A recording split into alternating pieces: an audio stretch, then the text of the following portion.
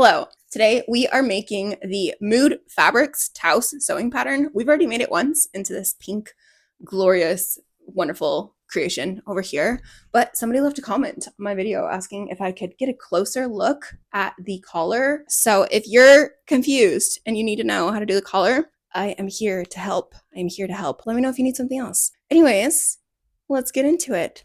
Also, hi, in case you were wondering, my name's Alicia from Doors to Floors blog, where we talk about DIYs, daily adventures, and life abroad here in Peru. So if you hear some chickens, yes, those are chickens. And that's mine. Welcome to Peru. I have prepped a bodice for sewing this. I will attach sleeves, but I skipped the skirt because I'm just trying to show the collar for the most part. I did my button placket just now, and we're getting ready to do the collar. You do have to be at the spot when you're ready to do the collar. You need to have the button placket sewn in place, and then you do have to have the lining plus your outer shell. Technically, your skirt would be hanging off the bottom end of this. This is going to be my inside piece. I have added some interfacing to it. This is my outer piece. We are going to pin these together. It's pinned together, good sides facing. I apparently did not cut this very well. I'm going to wait to trim this off until I sew it, just in case the fabric shifts. When I sew it, I'm going to sew everything except for the bottom, like 1 centimeter or half an inch. I'm going to stop right here and right here, just so that I can attach it to the neck of the bodice later. It'll be easier because then you'll have extra fabric to turn under and you won't have like that seam to fight later.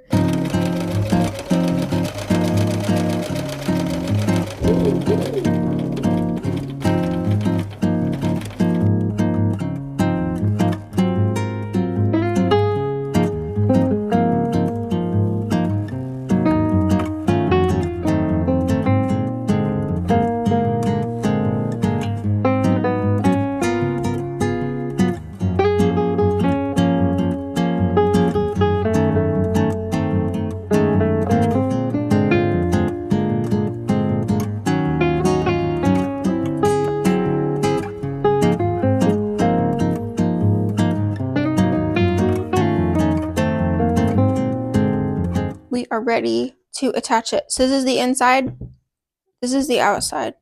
We're going to sew the inside first. Ideally, your inside fabric would match the inside of this, and it would be perfect and flawless and nobody would notice, but we're working with scraps. We want to be on the inside first. That's the outside. This is the inside. Inside, outside. And if we did it right, it'll all magically line up.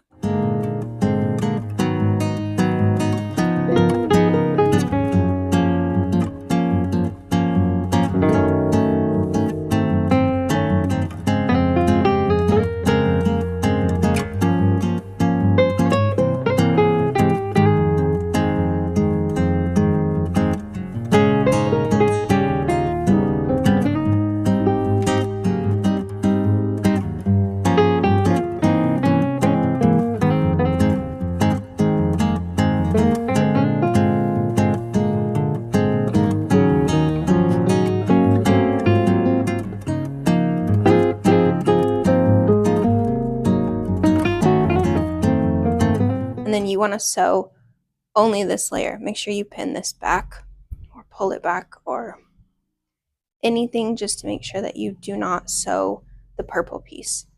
Purple, in this example, your outer shell piece. So we're going to go sew this and then we will come back. Also, a little tip for you, I like to do the inner collar by moving the needle over just a little bit so it's a more narrow stitch. That way when we fold this over, it's a lot easier to top stitch. And make sure all of this is tucked out of the way so you don't stitch it and have to seam rip it later.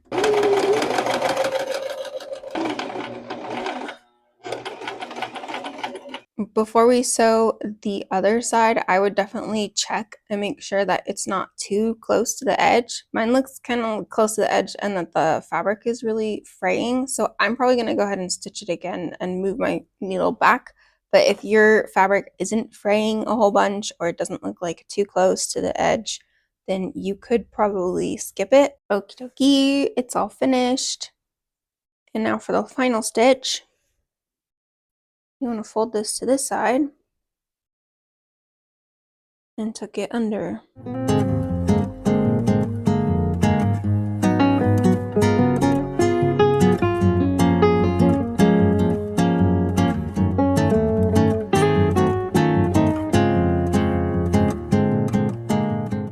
This is why I had said you should do the stitch up here, not down here, because now I have to like, I want to hide the stitch line.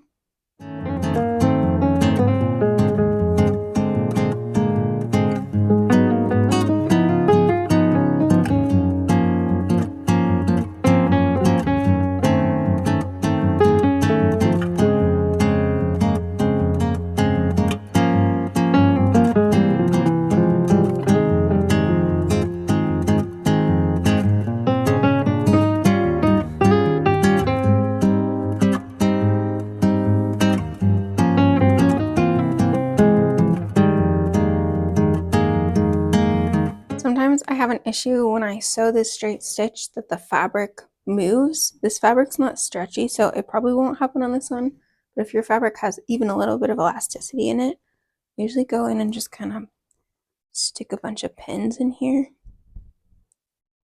to make sure that it doesn't move at all on me, because you don't want a bubble in here.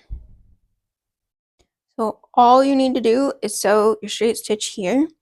I would make sure that you have a matching thread on the top as well as on the bottom. Please ignore my ugly triangle. I don't have a matching purple thread, so I'm using blue. So it's going to be incredibly obvious no matter what I would do. I'm just going to sew a straight stitch here as close to the bottom of this as I possibly can. Optionally, you could also, after you sew this here, you could continue the stitch all the way up the top.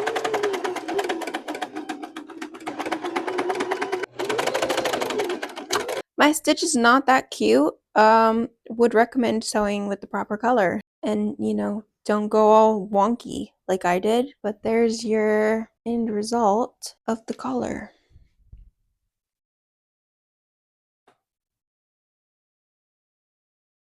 Now would be time to do your sleeves. I feel like a child with a lollipop. That's how I feel. Anyways, that's how you sew the collar. I really hope that that was helpful. Let me show you what it looks like on. Okay. Here's what it looks like on. You'd have the buttons come here.